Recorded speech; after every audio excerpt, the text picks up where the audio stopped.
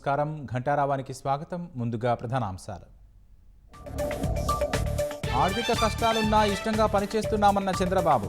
ప్రజలకు అవసరమైన అన్ని సౌకర్యాలు కల్పిస్తామని భరోసా.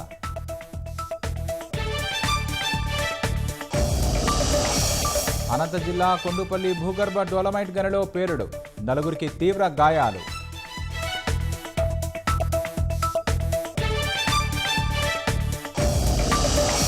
కర్ణాటకలోని కలబురగిలో రోడ్డు ప్రమాదం.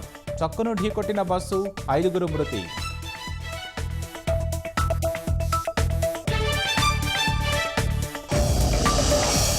ద్వైపాక్షిక బంధం బలోపేతంపై శ్రీలంకతో మోదీ విస్తృత చర్చలు. రక్షణ రంగంలో సహకారంపై ఇరు దేశాల ఒప్పందం.